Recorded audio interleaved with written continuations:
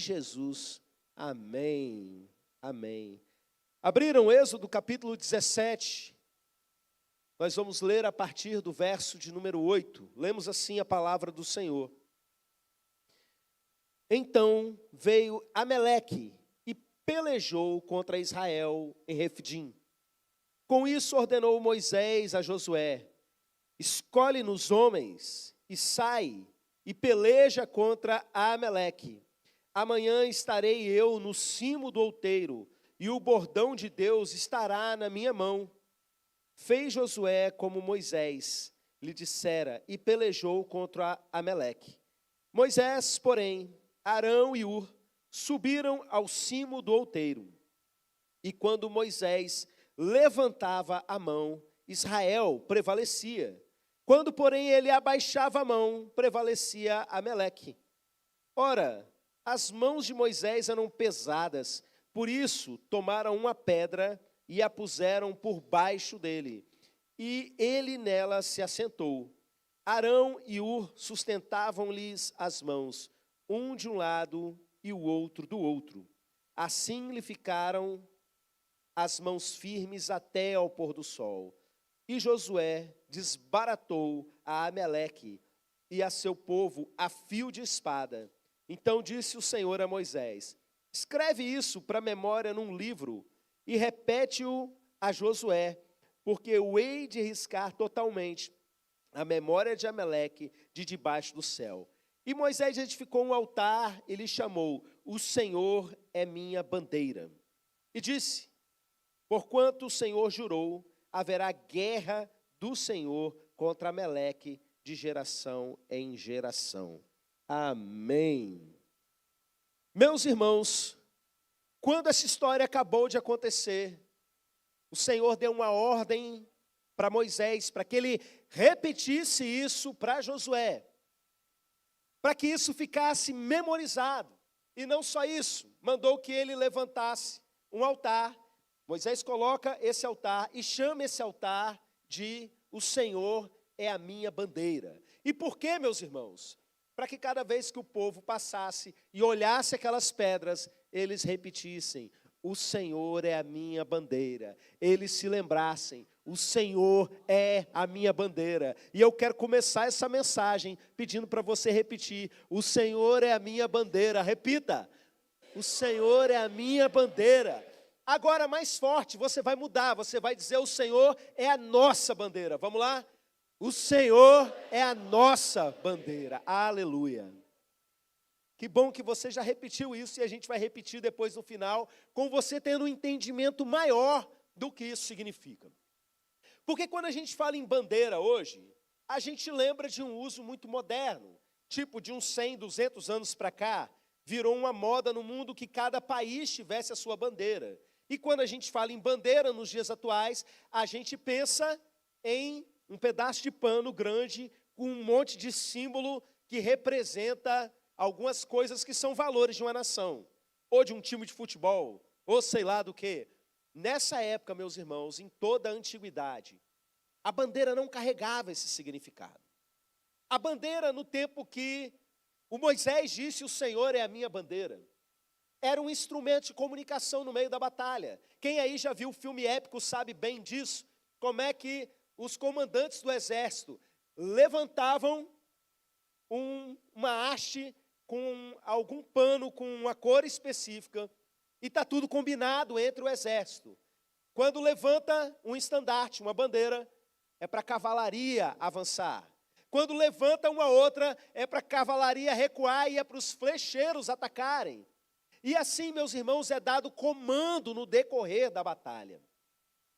Moisés, ele levanta o seu cajado bem alto, com as suas duas mãos, como se fosse um estandarte de batalha, como se fosse uma bandeira sinalizando que é a hora de avançar.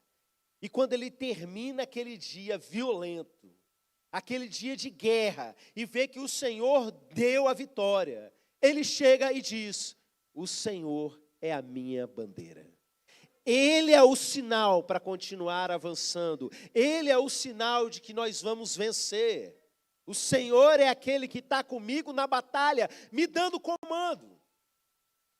Meus irmãos, quando a gente olha para as histórias de guerra do Antigo Testamento, a gente precisa entender que tudo isso que foi escrito para o nosso ensino, para a nossa edificação. E embora a gente não esteja aqui no Brasil, numa situação literal de guerra contra alguma outra nação, eu quero que você entenda que você está em guerra. Alguns aqui têm uma noção muito clara do que isso significa, mas é possível que alguns estejam assim, tá? Que guerra é essa que eu não estou vendo? Eu já vi gente até reclamando que crente é muito paranoico, que tudo diz que é batalha espiritual, mas presta atenção no que a Bíblia diz a respeito. Apocalipse, capítulo de número 12, nos ensina que Satanás, ele não foi para o inferno não, ele desceu à terra, cheio de fúria, sabendo que pouco tempo lhe resta. E o final do capítulo 12, o texto diz para a gente que Satanás, ele declarou guerra à descendência da mulher, ou seja, no contexto daquele capítulo, a igreja, e todos aqueles que guardam o testemunho de Jesus, ou seja, os discípulos de Jesus. Quem aí é discípulo de Jesus? Você tem guerra. Satanás declarou guerra contra a sua vida. E isso envolve todas as áreas da sua vida, meu irmão. O apóstolo Paulo, ensinando sobre casamento, por exemplo, ele fala que Satanás tem interesse de atrapalhar o seu casamento. Você, por exemplo, que é servo do Senhor, o seu trabalho é o seu campo missionário. Aonde Deus colocou você para trabalhar, ali é o seu campo missionário. Satanás tem interesse de atrapalhar você ali.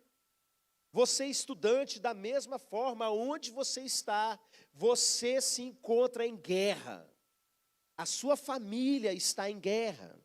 Não estou falando uns contra os outros. Entenda. Quando a gente fala em guerra, talvez alguns crentes pensam, é o meu vizinho que me persegue, é o meu patrão que pega no meu pé. Não, porque não é contra carne e sangue que nós temos que lutar, mas contra seres espirituais. Existe uma guerra acontecendo agora. E entre as muitas lições sobre guerra que nós aprendemos nesses combates do Antigo Testamento, eu quero que você preste muita atenção nesse ensino dessa noite.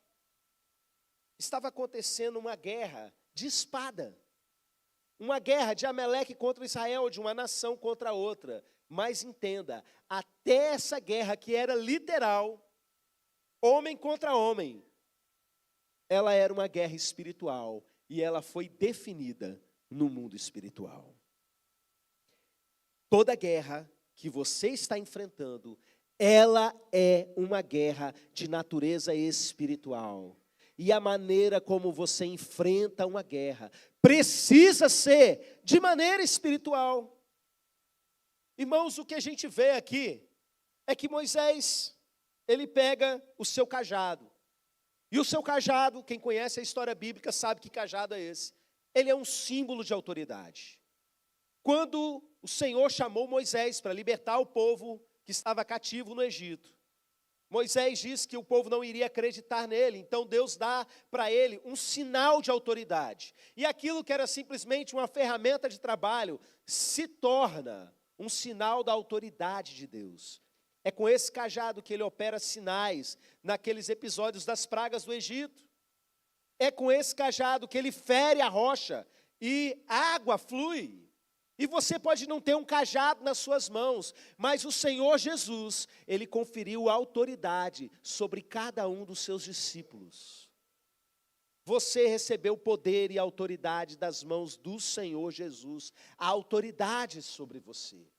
E da mesma forma, meus irmãos, que Moisés pegava aquele cajado e levantava com as suas duas mãos, e o povo lá embaixo começava a vencer a guerra.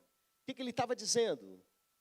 Eu estou aqui usando a autoridade que Deus me deu e estou colocando o próprio Senhor em favor de nós. Eu estou aqui em intercessão em favor dessa guerra que está acontecendo. Esse texto mostra para a gente o papel da intercessão durante uma guerra. O que venceu essa guerra não foi o braço de Josué com os seus homens, Não foram os homens escolhidos a dedo por Josué para travar aquela batalha. Meus irmãos, o texto deixa claro para a gente que o que venceu aquela batalha foi a intercessão de Moisés com os seus braços estendidos sobre o povo. Eu fico imaginando essa cena, porque o cara está lá no meio do campo de batalha, sangue voando para tudo quanto é lado, e ele se sentindo o poderoso, né? Passa espada para lá, corta a cabeça para cá, é o próprio Aquiles, sem se cansar. Imagina, tem câmera lenta, né? O cara passando assim, ó, como eu estou forte, de repente, tuf, uma flechada no meu fígado, cai de joelho, mas eu estava indo tão bem. Ele olha para cima, Moisés está lá. Cansei, o povo começa a morrer. Levanta os braços, Moisés! Aí Moisés, tá bom. Aí o povo continua, luta mais um pouquinho. Irmãos, esse é o retrato da nossa vida. Eu quero que você enxergue agora as guerras que você trava na sua vida. Todas as nossas batalhas, elas são definidas no mundo espiritual. Até aquilo que há de físico, Moisés pegando um cajado e levantando, é no mundo físico. O pessoal que está lá na intercessão clamando por vocês, estão com os braços levantados agora, no mundo físico. Entretanto, é algo no mundo físico apontando pela fé no mundo espiritual. E todas as batalhas que nós estamos ganhando ou perdendo, elas estão sendo travadas puramente no mundo espiritual. A gente tem algumas coisas para aprender nessa história. E eu quero que você medite bem e seja realista para admitir aonde você tem vencido e aonde você está apanhando nas suas guerras. E uma coisa que a gente aprende logo de cara é que guerra não se vence com um homem sozinho. As guerras, elas são travadas em equipe. Esse negócio de Braddock, de Rambo, de um cara sozinho entra no território do inimigo com a faca e sai fazendo um estrago, isso é coisa de filme, tá? Isso aí na vida real, quem é militar sabe muito bem, isso aí não existe não. O que existe é cada um no exército tendo a sua função, sabe? E, meus irmãos, em igreja funciona exatamente assim. Às vezes as pessoas têm uma ilusão de que igreja é um lugar para se frequentar, não é. É uma família para você pertencer. Não é simplesmente um lugar que você vai para ouvir uma palavra, para você cantar um pouquinho, não. É uma família que você faz parte, onde cada um ocupa uma posição. E se você tem vitória em algumas áreas da sua vida, pode saber, se é vitória mesmo, dada por Deus, é porque tem gente orando por você. Irmãos, muitas vezes a gente nem sabe quem está orando por nós. De vez em quando eu escuto testemunhos de missionários, desde a infância, eu escuto histórias do tipo que alguém cá no Brasil é acordado no meio da noite para orar por alguém que está lá do outro lado do mundo, em perigo, sem saber, a pessoa não recebeu um pedido de socorro no WhatsApp nem nada. O Espírito Santo acorda ela e coloca assim, ore por alguém que está nessa situação. E às vezes, anos depois, vem a resposta de que naquela noite, Deus deu o livramento para alguém. Ele escolheu agir na vida da gente dessa forma, de uma maneira que um dependa do outro para continuar avançando. Irmãos, às vezes a gente fica meio relutante em pedir ajuda. Nós, seres humanos, orgulhosos que somos, usamos 1000 desculpas para dizer, não gosto de incomodar ninguém. E às vezes Deus deixa você levar umas flechadas, umas espadadas do inimigo, umas bofetadas na cara, para você se lembrar de que você não pode guerrear sozinho, de que você precisa de pessoas. Enquanto alguém está lá orando, tem outro na ação. Enquanto tem alguém na ação, tem alguém orando. Enquanto alguém está orando, tem outro orando por quem está orando. Tem alguém segurando. Irmãos, eu estava lá no Marajó, uma dor de barriga daquelas, e eu não mandei pedido de oração para a igreja, fui deixando passar. Vai passar, vai melhorar. Dor de barriga com mais de 5 dias? Não é possível. esse negócio vai melhorar. Já tive outras vezes aqui, irmãos, passou 5 dias e nada de melhorar. Enquanto eu não mandei pedido de oração para os irmãos aqui no domingo de manhã orarem pela minha vida, eu não comecei a melhorar. Às vezes tudo que precisa acontecer é você tirar um pouquinho o seu orgulho, as suas desculpas, e virar para a igreja e falar: eu preciso de ajuda, orem por mim. Você precisa entender o todo que você faz parte. Uma guerra não se vence sozinho. Muitas pessoas estão apanhando e perdendo as suas guerras por se fecharem numa bolha, por serem fruto dessa geração maluca que nós vivemos, onde as pessoas se isolam e se isolam cada vez mais. E com medo de se expor e se ferir com isso, se ferir com aquilo, acabam vivendo dentro de bolhas. E Deus quer estourar essa bolha que você vive. Ele fez igreja não é porque você precisava ir lá e frequentar um clube. Ele fez igreja porque você precisa ser igreja. Você precisa ser parte. Mas, meus irmãos, além desse ensino de que a gente precisa, eu quero que você olhe para a figura de quem estava na intercessão liderando aquele povo. O princípio de autoridade espiritual é algo que continua na era da igreja. A gente olha, por exemplo, em Atos, capítulo de número 6, uma situação que é basicamente o seguinte: tinha uma porção de coisa séria para ser resolvida dentro da igreja, e começaram a pegar no pé da liderança, que eles tinham que parar o que eles estavam fazendo e sair para resolver aquelas coisas. Era viúva que não estava recebendo cesta básica, coisas desse tipo. E aí, os apóstolos dizem: olha, vocês precisam escolher no meio do povo os líderes aí, os diáconos, aqueles que vão servir no meio do povo, porque nós precisamos nos dedicar a 2 coisas somente: ministério da palavra e oração, meus irmãos. O princípio espiritual de liderança no Novo Testamento e para a vida da igreja, para as guerras que a gente trava como família de Deus, envolve ensino da palavra e envolve vida de oração em favor do rebanho.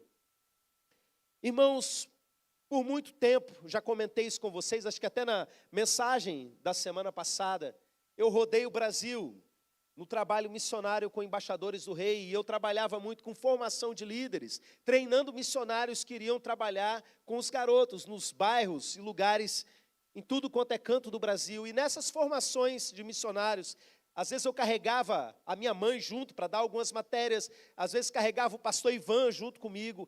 E aonde a gente chegava no Brasil, meus irmãos, esses líderes na igreja, uma das primeiras coisas que eles faziam quando vinham conversar com a gente, no particular, às vezes no intervalo ou quando acabava o curso, era reclamar da sua própria liderança. Eles iam falar mal dos seus pastores, mas era geral, meus irmãos. E às vezes os motivos mais idiotas do mundo. Eu, como alguém que, desde que nasci, sou filho de pastor. Na época eu ainda não tinha sido ordenado pastor, mas estava lá comigo o pastor Ivan.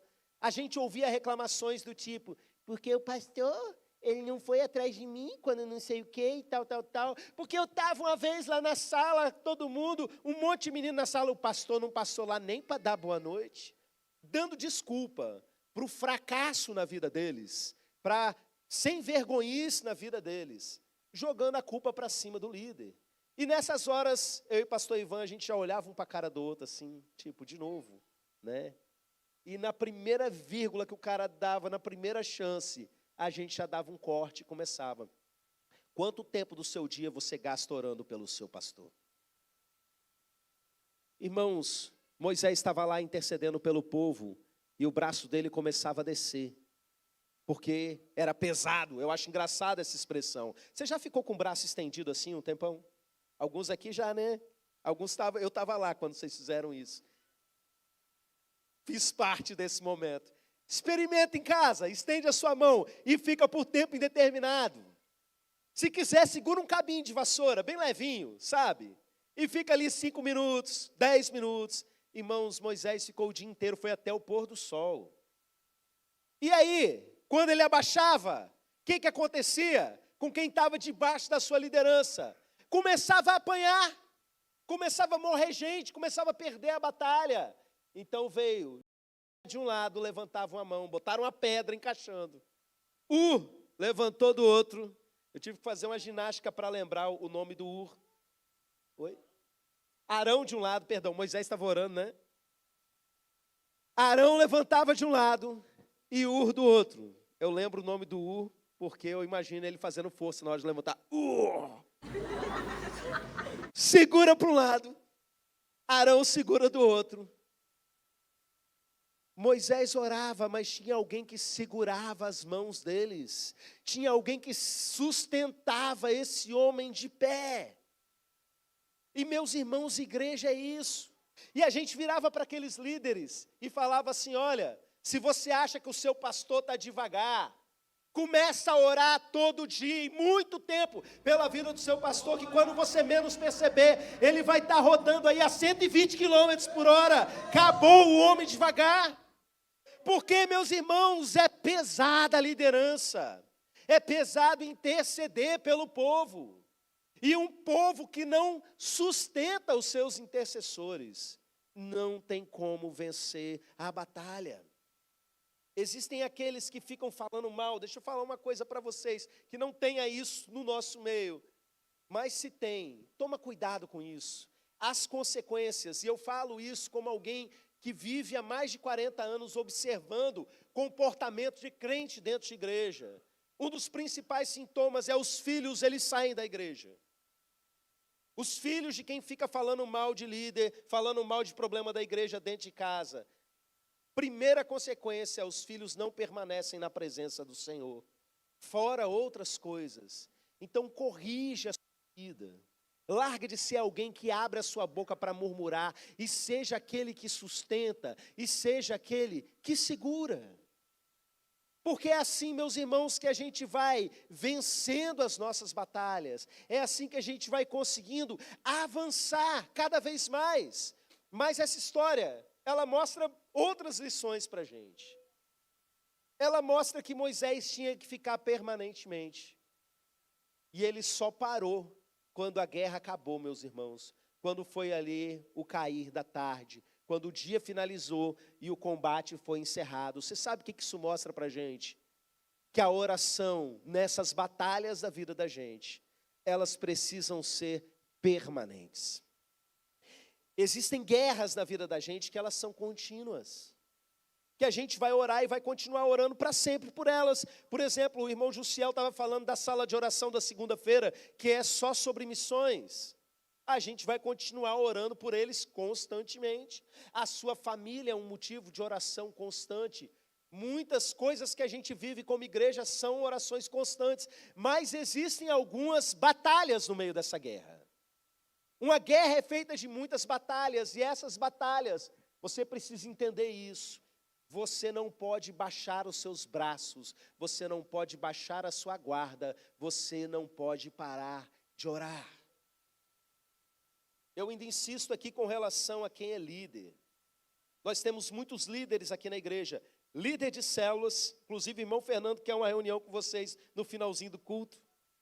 Líderes de ministério. E aí eu pergunto para vocês, você está ganhando a guerra? Nem todos os líderes de ministério estão aqui, espero que estejam nos acompanhando à distância. Eu tenho uma pergunta indelicada para fazer. Compara com um ano atrás, o seu ministério está maior ou está menor? Você avançou, e eu não estou falando agora só em questões numéricas, você avançou em qualidade, em excelência. Você consegue olhar e pensar assim, nossa, hoje estamos muito melhor, vencemos a guerra comparado com um ano atrás que seja.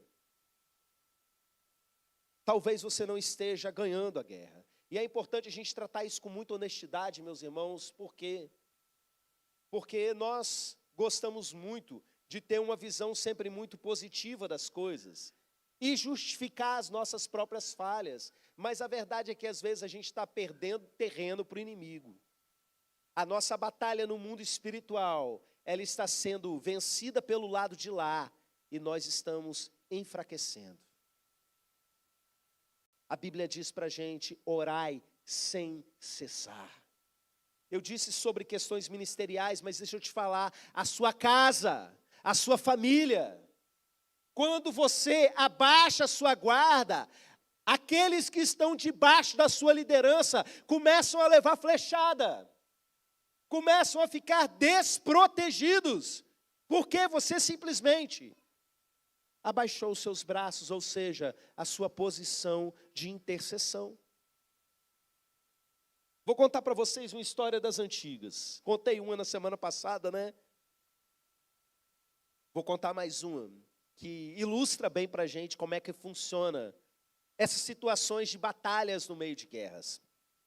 Há muitos e muitos anos atrás, na época do templo pequeno ainda, a gente estava no meio daquela transição das coisas que Deus já estava fazendo no nosso meio. E eu trabalhava ainda com esse ministério dos embaixadores do rei, e eu tinha uma agenda de levar minha banda para tocar, e eu ia pregar num congresso de meninos. Esses congressos de menino, meus irmãos, eram mais ou menos assim. A maior parte desses garotos não eram de igreja, e simplesmente os líderes na igreja estavam ali trabalhando para evangelizar. E criavam, os municípios juntavam as igrejas, né, as chamadas associações, juntava todo mundo ali para fazer um tempo de competição, de esporte, de lazer e de pregação da palavra, e ali a gente evangelizava. Então, basicamente, era um congresso que, principalmente, um dos objetivos era evangelístico. E esse congresso era numa cidadezinha lá no sul de Minas, envolvendo outras cidades da região, e eu iria para lá para ministrar o louvor naquele congresso e para levar a palavra. E estava tudo certo, ia o Clauber para tocar junto comigo, ia o irmão Jussiel e o irmão Vinícius, que para quem conhece, é irmão do João Vitor, né, muito parecido com ele, e ele era também da nossa banda, viajou muito conosco nessa época. Só que aconteceu um problema, meus irmãos. A gente ia num carro que o Dutra tinha, só que o Dutra estava tentando vender o carro. E ele conseguiu vender o carro, glória a Deus. Tipo, na véspera da gente viajar. E a gente saiu orando e buscando alguma solução. Vamos tentar alugar um carro, então, irmãos. Naquela época era muito mais difícil do que é hoje. Primeira vez que a gente foi mexer com isso foi naquela época. E exigia um limite de cartão que nenhum de nós tinha, e não tinha condição. Então vamos fazer o seguinte, vamos pedir emprestado um carro de algum irmão da igreja. Irmãos, hoje quase todo mundo aqui tem carro. Naquela época, pouquíssimos irmãos tinham carro. Aliás, tinha pouca gente na igreja, e desses poucos que tinha, poucos tinham carro. E a gente ligou para esses, e nenhum deles pôde emprestar o carro. Deus tinha um plano nisso. A gente olhou para o golzinho do meu pai. Como eu disse, eram tempos bem difíceis. E o golzinho do meu pai era tipo assim, era um golzinho de 2 portas, que a porta-mala estava quase todo ocupado por um kit gás, e a pior parte vem agora. Os pneus não estavam em condições de viajar. Inclusive, um deles já estava mostrando arame em alguns pedaços. E o que a gente fez, eu não recomendo que ninguém faça. Mas naquele momento, a gente orou e entendeu de Deus que aquela era a nossa única forma de cumprir a nossa missão. Foi algo específico daquele momento que Deus nos deu esse comando, meus irmãos. E eu quero que você entenda, 5 homens dentro do carro, levando todos os instrumentos, com exceção da bateria que o cara arrumou para lá e umas caixas de som. Mas o resto tudo a gente estava levando, mais colchonete, porque como o organizador nem era da cidade, era, coitado do irmão, ele tinha ficado viúvo, tinha um tanto de filho, estava coordenando aquele evento com um monte de menino, ele não estava conseguindo nem colchão para a gente leva. Imagina tudo isso dentro do golzinho. Um frio daqueles, e a gente tinha que levar os cobertores também, sabe? E a gente saiu bem cedo, quando chegou ali na rotatória, pegamos o último, que era o Jussiel, ele conseguiu entrar lá dentro. E aí eu falei, gente, nós temos uma grande missão pela frente, eu vou distribuir aqui as responsabilidades para vocês. Nós estamos indo para ganhar esses meninos para Jesus. E Cláudia, você vai ser o responsável por orar pela conversão desses meninos. Porque se a gente chegar ao final, se esses meninos não tiverem se convertido, não tiver acontecido o quebrantamento que precisa acontecer, a culpa é sua porque você orou pouco. E aí eu virei para o Jussiel e falei, Jussiel, você vai orar pela parte técnica. Porque o cara está se virando para conseguir umas caixas de som lá, a gente está levando instrumento. Se chega lá e tiver cabo sem funcionar, tiver faltando extensão, adaptador para tomada, a culpa é sua, porque você não orou o suficiente. Aí eu virei para o Vinícius e falei assim, Vinícius, se esse carro der problema, se esse pneu der problema, a culpa é sua, porque você orou pouco. E eu fui orar pelo Dutra, né, que estava ali no volante e por eles. Irmãos, deixa eu explicar para vocês. Foi mais de 500 quilômetros de ida, fora a volta. Pra vocês entenderem o tamanho da loucura que era aquilo que a gente estava fazendo. E a gente chegou lá sem problema. O problema estava lá, meus irmãos. Porque vocês imaginam um congresso de menino, que a maior parte deles não estava acostumado a nem assistir um culto dentro da igreja. Quando os ônibus começaram a chegar na cidade, cheio de menino, teve um que viu um ônibus de criança indo, saiu correndo atrás do ônibus, viu que o ônibus parou em frente à escola, pulou o muro da escola, e quando eles entraram, ele já estava lá dentro esperando, que queria participar. Menino que nunca, nenhum deles ali tinha visto. Aí, meus irmãos, o ambiente também era hostil espiritualmente. Tinha vários cartazes, estátuas que remetiam a espiritismo e coisas desse tipo que mostravam que aquele lugar era frequentado por pessoas que chamavam entidades para aquele ambiente. Olha para onde Deus nos mandou. Um frio, meus irmãos, que a gente arrumou papelão, colocou no chão, estendeu o colchonetezinho em cima. E de madrugada a gente ia vendo aquela névoa caindo assim por cima da gente, sabe? Um negócio assim, mas ao mesmo tempo um mover de Deus. Eu lembro que o Dutra pediu uma palavra para Deus, abriu a Bíblia e o versículo dizia mais ou menos assim: para que vocês saibam que não foi a mão de vocês que fez, mas foi a minha mão. E foi isso que a gente viveu do início ao fim. A gente chegava de madrugada, aquela confusão dentro das salas, que os meninos dormindo nas salas da escola. Ia cada um de nós para uma porta de um quarto, estendia as mãos, começava a repreender demônio, passava aquelas ondas de arrepio na gente, assim, a gente terminava de orar, o quarto dormia, sem eles saberem que a gente estava ali, do lado de fora. A folguinha que a gente tinha, juntava todo mundo, ia para um alto que tinha, um morro lá, e começava a orar por eles. Resultado, meus irmãos, pensa num lugar marcado pela presença de Deus. Caos total o primeiro culto, lágrimas no último. Uma multidão de meninos entregando a sua vida para Jesus, algo tremendo. Chegou um momento que eu falei assim, meninos, abracem o seu braço e falem assim, que quem eu abraçar agora seja Jesus abraçando, que se tiver doente, que seja curado. Saiam agora e saiam abraçando todo mundo. Eles entraram na cozinha e saíram abraçando as irmãs que estavam cozinhando. Daqui a pouco volta uma. Eu estou há não sei quanto tempo, quantos anos, sei lá, com um problema na coluna. Eu estava aqui trabalhando, sentindo tanta dor. Eu fui curada! Milagre acontecendo lá no nosso meio. E aí, meus irmãos, chegou a hora de voltar. E eu virei para eles e falei, graças a Deus, Jussiel, não tivemos problema nenhum no som. Deu tudo certo. Cláudia, os meninos estavam ali, né, realmente entregaram a vida para Jesus. Mas Vinícius, a gente ainda não está em casa. Se esse pneu der algum problema, Vinícius, é porque você não está orando direito. E a gente cansado, meus irmãos, saímos de lá, mais 520 e tantos quilômetros. E viemos. E olha que coisa linda. Quando a gente chegou na porta da casa do Jussiel, aqui do outro lado da ponte, ali na Tiaval, que estacionamos o carro, eu virei e falei assim, gente, a gente chegou, vamos orar agradecendo a Deus, entregando a nossa viagem, e oramos ali com o coração cheio de gratidão. Irmãos, na hora que eu falei, em nome de Jesus, amém,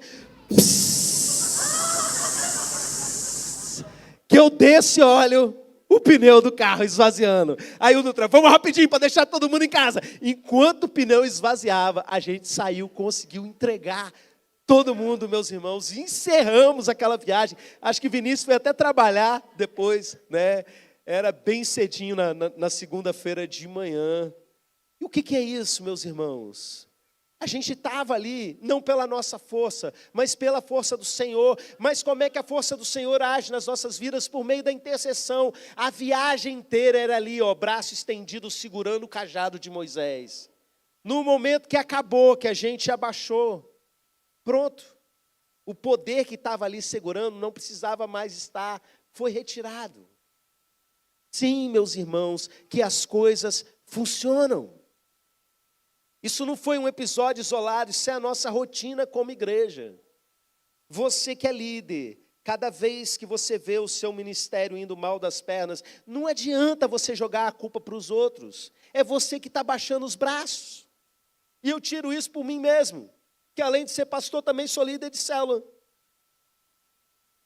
E eu tiro isso com relação à minha própria família. Eu não posso baixar a guarda em orar por detalhes do meu casamento, por detalhes da criação dos meus filhos, porque eu estou no meio de uma guerra. Irmãos, quando áreas da vida da gente começam a ir mal e Satanás começa a festejar em cima disso, você acha que Deus está feliz, por exemplo, com um crente endividado? Com o nome do Senhor sendo, às vezes, falado mal, porque alguém não pagou uma conta. Irmãos, tudo é espiritual. Porque o reino de Deus não é só quando a gente está aqui dentro. A gente vive o reino de Deus em todas as áreas da nossa vida. Porque tudo que nós somos e temos pertence a Ele. E tudo é para a glória dEle. Então eu quero que você pense nessa imagem. Do guerreiro que está lá embaixo, coitado, batalhando. E de repente, do nada, leva uma flechada na barriga. E olha para cima. E está lá Moisés fazendo assim com os braços. Cansei. Primeira coisa, se o Moisés não é você, por que ele cansou? Onde está Arão e Ur?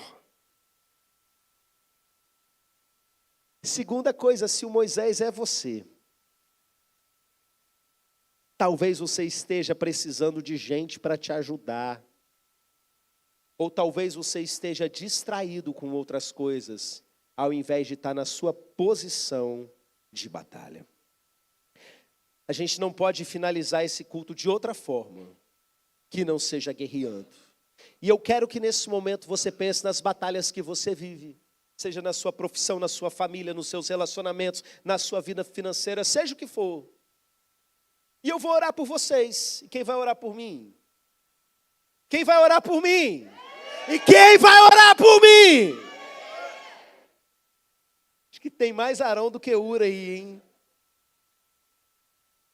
A gente vai fazer dessa forma, mas não vai ser o fim. Depois que a gente finalizar esse momento, nós como igreja vamos orar pelas 3 partes do nosso ministério de oração, antes de acabar esse culto. E por alguns motivos de guerra que nós temos pelos próximos dias. A nossa tendência é, quando a gente tem uma batalha, a gente firma para orar por essa batalha, sabe? E de repente acabou essa batalha, a gente faz assim, Semana passada a igreja estava lotada, esburrando de gente, né? E hoje a gente olha assim, cadê o povo? Eu aprendi uma coisa, você crente maduro, quando você está fraco, desanimado, e começa a sentir vontade de não ir para a igreja, pode ter certeza, um monte já caiu. Um monte de gente tinha que estar aqui ouvir essa mensagem hoje, sim ou não? Satanás tentou tirar alguns aqui e não conseguiram, mas alguns ele conseguiu. A gente precisa estar fortalecendo isso, orando uns pelos outros. Ali tem um tanto de gente fazendo o papel de Moisés. Olha, dá uma olhadinha para lá para vocês terem essa visão também. Lá em cima, estão com o braço estendido o culto inteiro, sabe? Nós como igreja precisamos também orar por eles. Então como é que vai começar? Primeira coisa, você que tem uma situação de guerra e entendeu que guerra não se vence sozinho. Você vai sair do seu lugar e vai vir aqui para frente. E eu vou orar por vocês nesse momento. Pode vir. Não importa a área da sua vida, que seja guerra.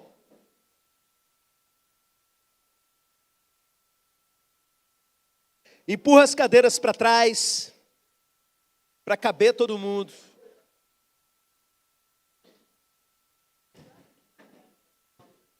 Jesus inventou esse negócio chamado igreja, para que você não guerreie sozinho, para que você não caminhe sozinho.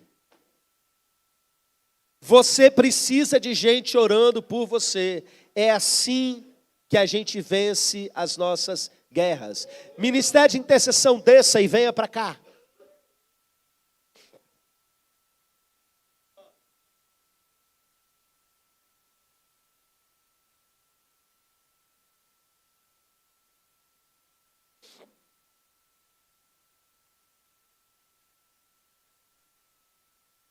Amém?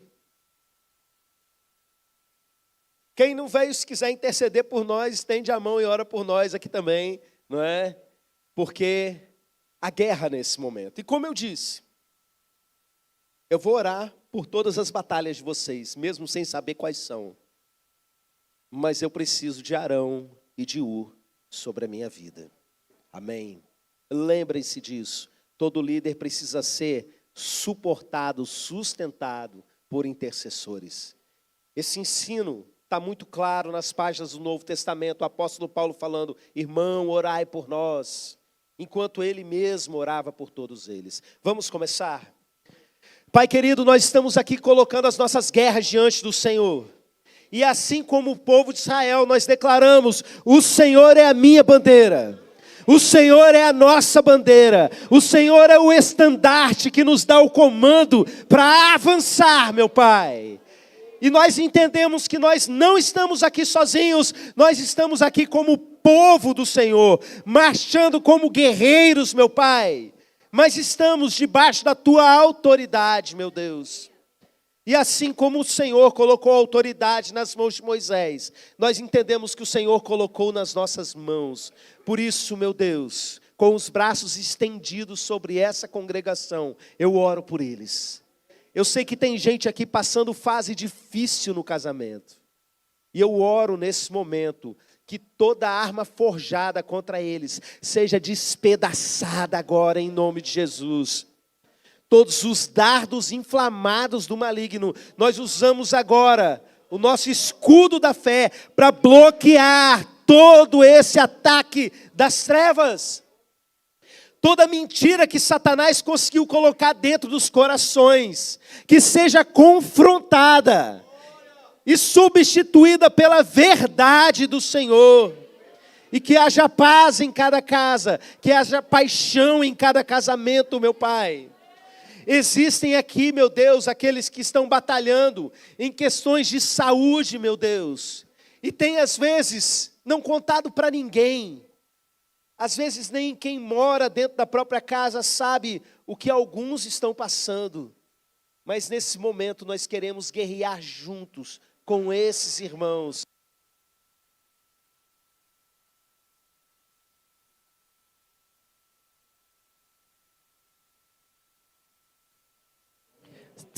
Em nome de Jesus, meu Deus, age na vida financeira, porque o Senhor é o nosso provedor.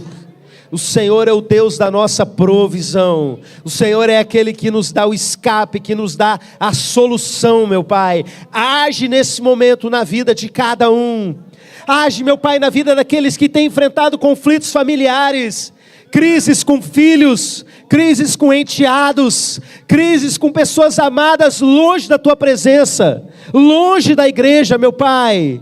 Longe de uma vida de comprometimento com o Senhor, nós oramos nesse momento por uma transformação, meu Pai, por um sacudir na vida de cada um desses. Nós oramos, meu Pai, pela vida profissional de cada um.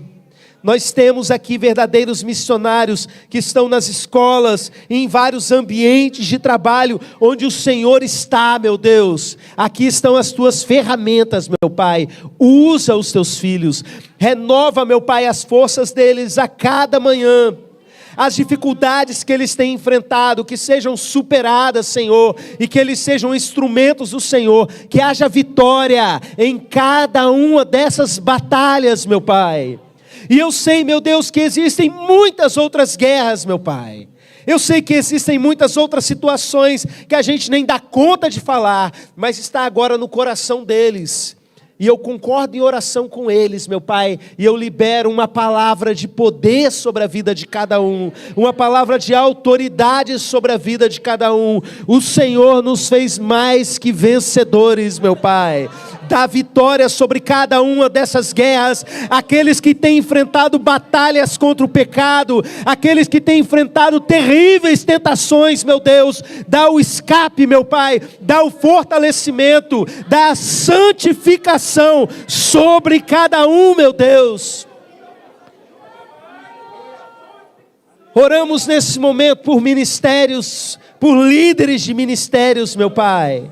Em nome de Jesus, que todos eles sejam fortalecidos. Levanta intercessores para cada um deles, meu Pai. Levanta, Senhor, e age, meu Pai. Age na vida de cada um desses ministérios, meu Deus, para que todos os ministérios dessa igreja, meu Pai, os 20 e tantos ministérios que nós temos, que nenhum deles seja derrotado, que nenhum deles seja o fraco, mas que todos eles tenham vitória, meu Pai. Porque o Senhor é a nossa bandeira, o nosso Jeová Nissi, o Senhor é a nossa bandeira, em nome de Jesus, amém, aleluia, glória a Deus. Você permaneça aí, vocês oraram por mim, quem orou por mim aí, dá um glória a Deus, amém. Eu quero que suba agora, o restante permaneça, mas suba agora, o ministério de oração. Ouro fica desse lado, incenso fica no meio e mirra fica aqui desse lado. Rapidamente, que a gente vai orar por vocês antes de encerrar o nosso culto. Essa mensagem edificou a sua vida? Então recomende ela para alguém que você se importa. E olha só, aproveite esse momento para já curtir, fazer um comentário, porque assim você faz com que o YouTube entregue essa mensagem para outras pessoas que precisam dela. E não deixe de se inscrever no canal e ativar o sininho para as notificações.